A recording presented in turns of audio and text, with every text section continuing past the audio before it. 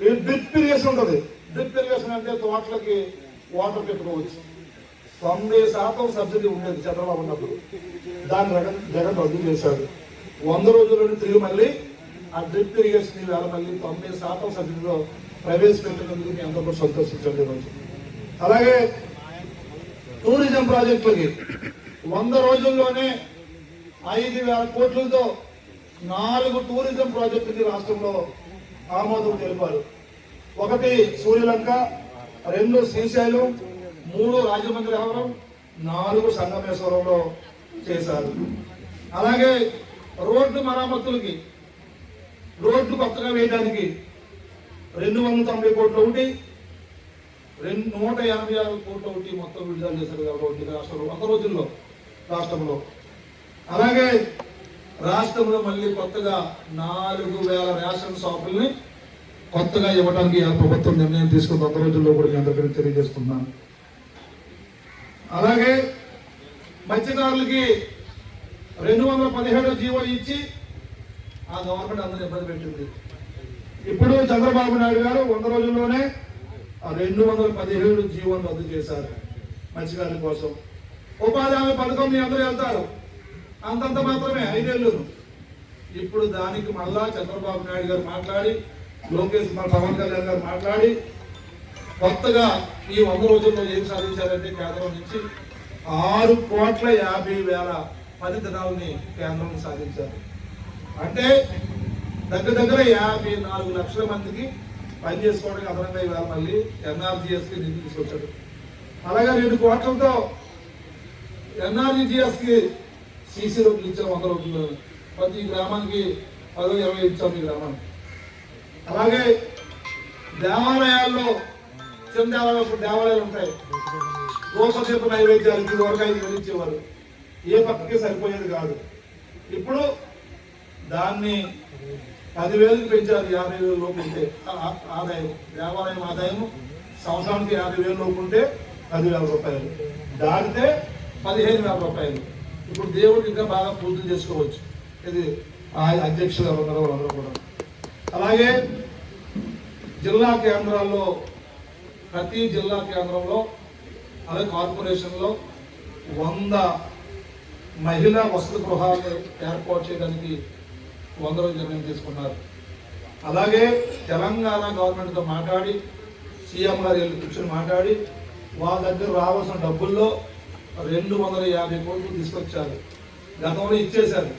అది కేసీఆర్తో కూర్చుని ఆయనకి ఏం కావాలి అన్ని ఇచ్చేసేవారు, ట్యాక్స్ తెచ్చేవారు కాదు. ఇప్పుడు రేవంత్ రెడ్డితో కూర్చొని మనకి ఏం రావాలో అవి తెస్తానికి 100 రోజుల్లోనే 250 కోట్లు తీసుకొచ్చిన ఘనత చంద్రబాబు గారు.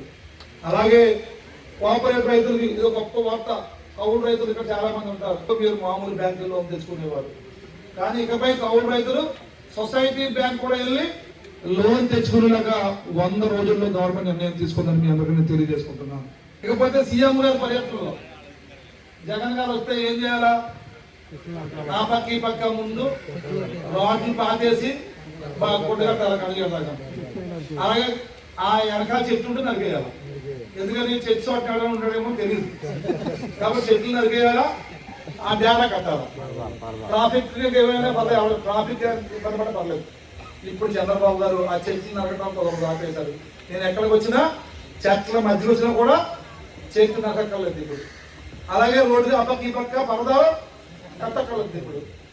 అది ఈరోజు ఈ ప్రభుత్వం స్వేచ్ఛ తెలియజేసుకుంటున్నాను. పట్టాదారు పాస్ పుస్తకాలు, ఈ పాస్ పుస్తకాలు గతంలో ఎవరి బొమ్మ ఉండేది? ఆయన బొమ్మ ఉండేది, ఆయన ఆస్తిలాగా. ఇప్పుడే బొమ్మ తీసేస్తున్నారు. చంద్రబాబు గారు బొమ్మ వేసుకోవడం లేదు, అక్కడ రాజముద్ర వేస్తున్నారు. ఎక్కడ రాజముద్ర వేస్తున్నారు, దాని మీద QR కోడ్ పెడుతున్నారు. ఆ QR కోడ్ దగ్గర మీరు ఎలా చూసుకుని స్కాన్ చేస్తే మీ భూమి సరిహద్దులు, భూమి నెంబర్లు, ఎంత భూమి ఉందో దాంట్లో సెల్లా వచ్చేసేలాగా ఇప్పుడు ఏర్పాటు చేశారు. భూమి సర్వే చేపట్టారు. అదేదో చేపించుకోవడం కాదు, పైనుంచి ఏదో ఎకరా పెట్టుకొచ్చేసారు. ఆడ భూమికి భూమి సర్వే చేసేసారు. ఇప్పుడు అన్ని ఆపేశారు 100 రోజులు. ఆ డ్రోన్ సర్వే ఆపేసి సమగ్రంగా చేయిస్తాం మామూలుగా మనుషులతో చేయిస్తే. ప్రస్తుతానికి ఆ తప్పుడు విధానాన్ని వెంటనే ఆపేశారు. అమలాపురంలో అన్ని ప్రైవేట్ కాలేజీలు ఉన్నాయి. పేద పిల్లలు చదువుకోవాలంటే ఖచ్చితంగా ప్రైవేట్ కాలేజీకి వెళ్ళి డిగ్రీ చదవాలంటే 25,000 రూపాయలు కట్టాల్సిందే ఫీజు. 25,000 లేని వాళ్ళు చదువు మానేయాల్సిన పరిస్థితి. అందుకే నేను చంద్రబాబు గారిని అడిగాను వెళ్ళి, లోకేష్ గారిని అడిగాను వెళ్ళి, అమలాపురం పేదలు ఉన్నటువంటి ప్రాంతం అండి, నేను ఎమ్మెల్యేగా నేను మీతో ఎన్నికల ముందు చెప్పాను, ఖచ్చితంగా అమలాపురానికి పేదలను దృష్టిలో పెట్టుకుంది. ఒక అన్ని కులాల్లోనే పేదలు ఉన్నారు. ఈ పేదలకి డిగ్రీ ప్రభుత్వ కాలేజీ కావాలంటే వెంటనే ఆయన ఎంక్వైరీ చేసి నిర్మాణం మంజూరు చేయడానికి అవసరం ఎంక్వైరీ చేశారు. త్వరలో కాలేజీ రాబోతుంది అనుకుంటున్నాను. ఆ కాలేజీ జీవో వచ్చే వరకు చెప్పకూడదు అనుకున్నాను. ఆ జీవో వచ్చి చెప్తారు అనుకున్నాను. పని జరుగుతుంది ఇప్పుడు. ఆ కాలేజీ వచ్చిందనుకోండి, ఇకపై 25,000 పని లేదు. డిగ్రీ బీకాం చదవాలన్నా, డిగ్రీ బిఎస్ చదవాలన్నా, డిగ్రీ బిఏ చదవాలన్నా ఇంకా 25,000 పని లేదు. 150 రూపాయలు ఫీజు కడితే మొత్తం డిగ్రీ చదివేసేలాగా డిగ్రీ కాలేజీని మంజూరుకి ప్రభుత్వం అంగీకరించిందని నేను దగ్గర తెలియజేసుకుంటున్నాను.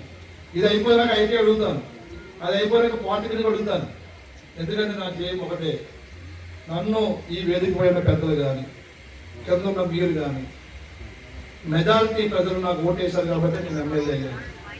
నా విధానం ఒకటే, పేదలకి ఎన్ని విధాలుగా ఉపయోగపడగలము, రోడ్డు వేయడం ద్వారా గానా, ఓ బ్రిడ్జి కట్టడం ద్వారా గానా, ఓ పథకాన్ని ఇవ్వడం ద్వారా గానా, లేకపోతే ఒక కాలేజీ తేవడం ద్వారా గానా, ఏ విధంగా ఉపయోగపడగలమో అన్ని విధాలుగా ఉపయోగపడటానికి రేయన్ బాబు కష్టపడతాను.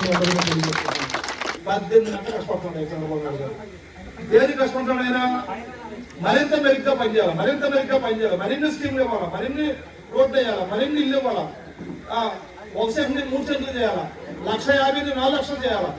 ఈ విధంగా చేయడానికి ఆయన రేయం బావులో కష్టపడుతున్న గొప్ప ముఖ్యమంత్రి ఎవరు ఉన్నారంటే నారా చంద్రబాబు నాయుడు గారు. కాబట్టి అలాంటి ముఖ్యమంత్రి ఉంటే మనం అభివృద్ధి చెందాం. కాబట్టి చంద్రబాబు గారు, పవన్ కళ్యాణ్ గారు, బీజేపీ కలిసిన ఈ గవర్నమెంట్ లో ఈ వేళ ఒకటి నేను బలంగా చెప్పగలను, ఇది మంచి ప్రభుత్వం. ఏ ప్రభుత్వం ఇది? ఏ ప్రభుత్వం? ఇది మంచి ప్రభుత్వం. కాబట్టి 100 రోజుల్లో ఇన్ని పనులు చేయగలుగుతాము, లేకపోతే చేయగలమా? చేయలేము. కాబట్టి అందరూ చెప్పండి, ఇది మంచి ప్రభుత్వం కాదా? ఇది మంచి ప్రభుత్వం అన్నది ఇంటింటికి తెలియజేయడానికి మనం ఈ సమావేశం పెట్టుకున్నాం.